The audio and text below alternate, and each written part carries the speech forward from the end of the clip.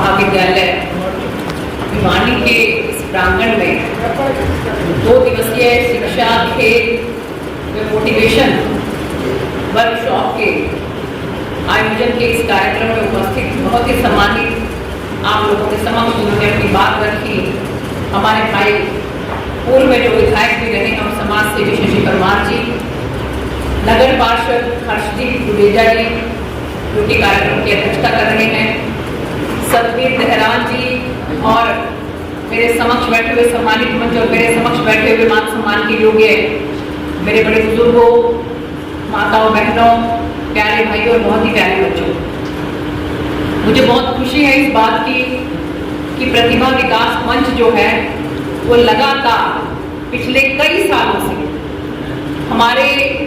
समाज में, वंचित समाज में, शोषित समाज में जो बच्चे हैं उनकी प्रतिभा को निखारने का काम करता है, चाहे वो शिक्षा में हो, चाहे वो खेलों में हो। और देखिए कि कोई समाज जो है वो तभी आगे बढ़ सकता है कि जब हम एक दूसरे का हाथ पकड़कर आगे बढ़ें। मैं देख रही हूँ यहाँ पर जगह जगह पर जितनी भी महान विभूतियों की तस्वीरें लगी हुई हैं, उसमें हम देख रहे हैं कि ये जिस नाम से महाराणा प्रताप जी के नाम से ये जो महाविद्यालय है, तो आप लोगों को ध्यान होगा कि कितनी कठिनाइयों का सामना उनको करना पड़ा था और जंगल में रहकर किस तरह से उन्होंने घास खा के भी गुजारा किया था। और उस समय में जो जंगल के आसपास के भील समाज के लोग थे, उन्होंने छोटे छोटे किस तरह से अपने हथियार बनाकर और एक जबरदस्त सेना तैयार की थी महाराणा प्रताप के लिए, और उनके साथ उनके सहयोग से महाराणा प्रताप ने जो है उस समय में रण के अंदर जो है विजय प्राप्त की थी। तो ये समाज जो है वो एक दूसरे के सहयोग से चलता है। मैं बहुत बहुत धन्यवाद करती हूँ हमारे भाई शशि परमार जी का कि मेरे सिर्फ एक फोन कॉल से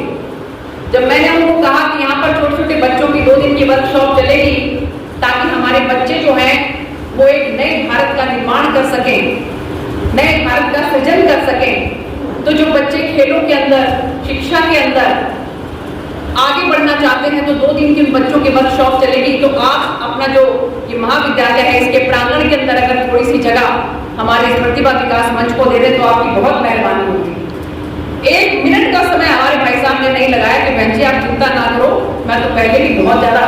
समाज सेवा के कार्यक्रम में ये प्रांगण को देता रहता हूँ। और आप देखो उन्होंने एडवांस के अंदर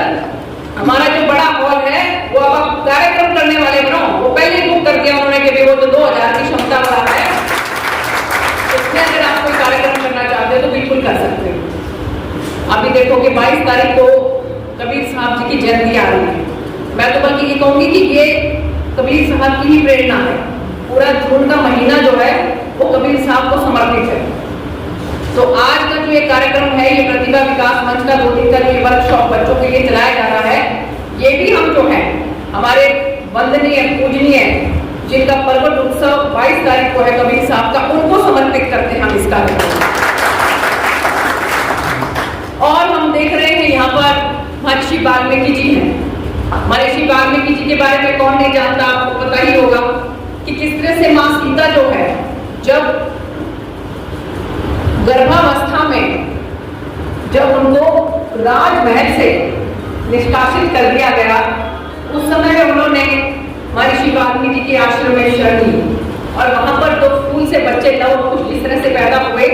और उनकी उस समय की धर्म विद्या, शिक्षा, दीक्षा जो है वो महर्षि वाल्मीकि जी ने दी। और महर्षि वाल्मीकि जी ने ही जो है वो रामायण, जिसमें कि जय श्री राम का घोष हम सब करते हैं, तो उस रामायण की रचना जो है वो भी महर्षि वाल्मीकि जी ने। तो हमारे जितने भी बड़े बड़े संत हुए हैं उन्होंने हमें एक ही शिक्षा दी कि हमें समाज में आगे पशु पक्षियों की तरह जिंदगी नहीं बितानी। जैसे पशु पक्षी जो है खाना पीना वो भी खाते हैं, भूख प्यास उनको भी लगती है, बच्चे पैदा भी करते हैं, बच्चों को पालते भी हैं। देखा आपने छोटी सी चिड़िया कैसे अपने बच्चे के मुंह में चोंच के अंदर कैसे उसके अंदर खाना डालती है। तो हम भी अगर अपने बच्चे पाल लेते हैं तो क्या अलग करते हैं, एक इंसान होने का फर्ज जो है हमें निभाना चाहिए। और इंसान का फर्ज यही है कि आप जितनी ज्यादा हो सके समाज सेवा, समाज जो कुरीतियां हैं उनको दूर करने का काम करो। जो भी समाज चाहे किसी भी वर्ग से क्यों ना हो, जहां आपको लगता है कि उसको सहायता की जरूरत है, तो उसका हाथ पकड़कर उसको ऊपर खींचने का काम, क्योंकि ये समाज जो है, इस समाज से ही हमारा देश बनता है, समाज से ही हमारे देश का निर्माण होता है। अगर हमारा समाज अच्छा होगा तो हमारा देश धीरे धीरे, जो माननीय प्रधानमंत्री जी की सोच है कि विश्व गुरु होना चाहिए, पूरी दुनिया के अंदर उसका परचम लहराए। तो इसलिए ये बहुत जरूरी है कि अगर शशि परमार जी सक्षम है तो वो इस समाज को आगे बढ़ाने के लिए, जैसे 2 दिन के लिए वर्कशॉप के लिए जगह दे दी, और इससे भी ज्यादा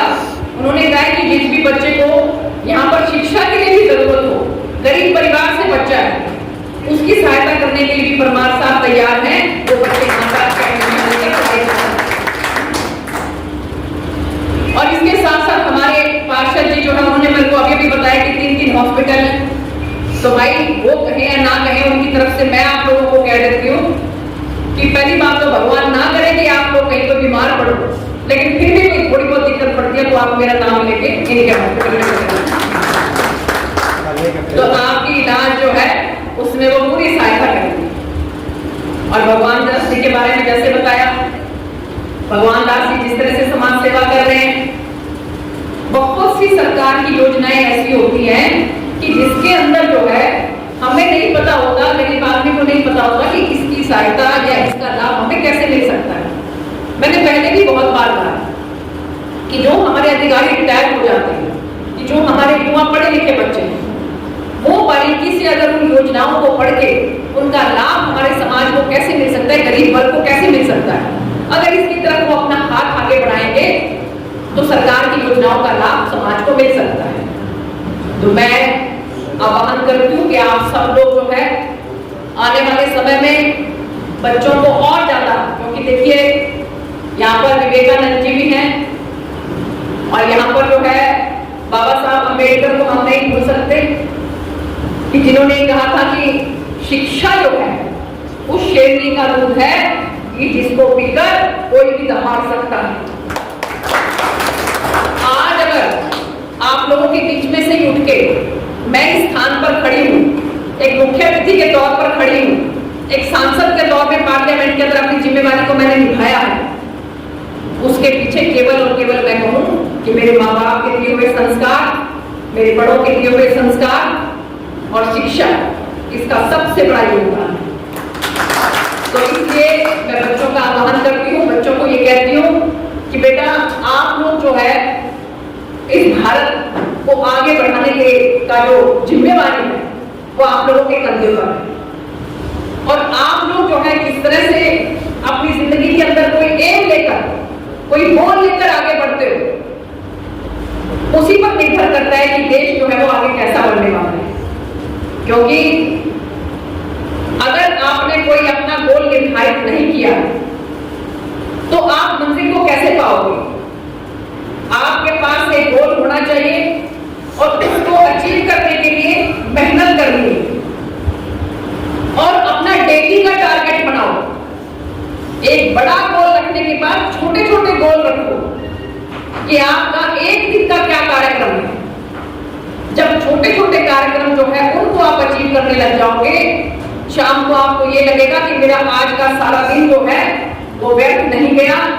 मैंने इसको सकारात्मक रूप से इस्तेमाल किया है, इसका मुझे लाभ मिला है। तो धीरे धीरे धीरे धीरे आप अपने उस गोल तक पहुंच सकते हो, आप अपनी मंजिल तक पहुंच सकते हो। क्योंकि कहा गया है कि मंजिल उन्हीं को मिलती है जिनके सपनों में जान होती है। मंजिल उन्हीं को मिलती है जिनके सपनों में जान होती है। पंखों से कुछ नहीं होता, हौसलों से उड़ान होती है। तो आप लोगों को अपना हौसला बुलंद रखना है, और उसके बाद स्काई इज द लिमिट, जहां तक आप चाहो वहां तक अपनी उड़ान भर सकते हो। तो मैं आप सब लोगों को, बच्चों को भी और उनके अभिभावकों को भी यही कहना चाहूंगी कि आप लोगों को अगर मेहनत करके, पेट काट करके अपने बच्चों को पढ़ाना पड़े तो आप उनको जरूर पढ़ाइए, क्योंकि पढ़ाई के बिना जो है वो विवेक जागृत नहीं होता, और जब तक विवेक जागृत नहीं होता तब तक आपको भले का बुरे का पता नहीं लगता। इसलिए मैंने देखा राजनीति के अंदर बहुत से इलाके ऐसे हैं कि जहां के नेता ये चाहते ही नहीं कि यहाँ पे कोई पढ़ाई लिखाई हो, क्योंकि उनको पता है कि पढ़ाई लिखाई अगर करेंगे तो समझदार हो जाएंगे तो अपने दिमाग से जो है वो वोट करेंगे। अगर पढ़े लिखे नहीं होंगे तो जहां तुम इनको हाँकोगे वहीं हाँकते चले जाएंगे। इसलिए आप अपने बुद्धि विवेक का इस्तेमाल कर सकें ठीक तरीके से, आपके क्या भले में है, क्या आपके लिए अच्छा है, इस बात का विवेक अगर आपको होगा तो आप जरूर आगे बढ़ेंगे। और जैसा कि अभी हमारे कई भाइयों ने डीएससी वर्ग के बारे में बात की, तो देखिए आप निश्चिंत रहिए, माननीय मुख्यमंत्री जी के संज्ञान में सभी बातें आ चुकी हैं। जो एक्सपेरिमेंट एक उन्होंने करके देखा था कि दोनों की दोनों सीटें जो है वो जिस तरह से दी गई और उसके बाद दोनों की दोनों सीटों के ऊपर हमें हार का मुंह देखना पड़ा, उस बात की पूरी समीक्षा जो है वो पार्टी कर रही है, वो संगठन कर रहा है, उसका पूरा विश्लेषण कर रहा है। और उन्होंने महसूस किया कि गलती हुई है, कुछ गड़बड़ हुई है, तो अब समय है, केवल 3 महीनों के बाद जो है विधानसभा के चुनाव है, तो उसमें किस तरीके से हम अपनी उस गलती को सुधार सकते हैं। तो मुझे लगता है कि अभी जो है वो बराबर पे हम खड़े हैं। जिसने भी गलती का सुधार कर लिया, जिसने भी जो है वो हर समाज को साथ लेके जो चल पड़ा, मुझे लगता है कि जीत उसी की होने वाली। तो इसलिए मुझे उम्मीद है कि आने वाले समय के अंदर हर बात का ध्यान रखते हुए संगठन भी जो है हर समाज को साथ लेकर चलेगा और समाज भी जो है उसको आगे बढ़ाएगा, जो समाज की तरक्की के लिए कुछ ना कुछ ऐसा पेश करेगा कि जिससे समाज को विश्वास हो सके कि अगर इनके साथ चलेंगे तो हमारे समाज को लाभ मिलेगा। तो आप सब लोगों ने जो इतना अच्छा कार्यक्रम यहाँ पर प्रतिभा विकास मंच की तरफ से आयोजन किया है, 2 दिन का जो वर्कशॉप है, मैं इसमें भागीदारी करने वाले सभी बच्चों को बहुत बहुत शुभकामनाएं देती हूँ। और इसके साथ साथ ये प्रार्थना करती हूँ कि आप जो बच्चे हैं वो दिन दुगनी रात चौगुनी तरक्की करें। सभी आयोजक जिन्होंने इसके अंदर अपना जिस भी तरीके से योगदान दिया है उनको सबको मेरी तरफ से बहुत बहुत बधाई इस अच्छे कार्यक्रम के लिए। छोटा सा कार्यक्रम लेकिन सुंदर कार्यक्रम, जिसके पीछे कोई क्वालिटी है, गुणवत्ता है। क्वांटिटी मैटर नहीं करती, क्वालिटी मैटर करती है। तो इसलिए ये गुणवत्ता पूर्वक इस कार्यक्रम के लिए आपको बहुत बहुत बधाई हो। और आने वाले समय में हम और अच्छी तरह से आगे बढ़कर स्टेट लेवल का फिर नेशनल लेवल तक का कार्यक्रम कर सकें, इसी उम्मीद के साथ भाई दहरान को बहुत बहुत मुबारकबाद। सतबीर आगे बढ़े, क्योंकि सच में ही समाज सेवा के लिए समय निकालना कोई आसान बात नहीं होती। सब अपने अपने कार्यक्रमों में अपने अपने घर परिवार में जो है वो लगे रहते हैं, लेकिन वहां से समय निकालकर समाज के लिए जो काम करता है एक दिन उसका नाम होता है। जैसा मैंने आपको पहले भी कहा कि पेड़ तो पशु पक्षी भी पालते हैं, बच्चे पशु पक्षी भी पालते हैं,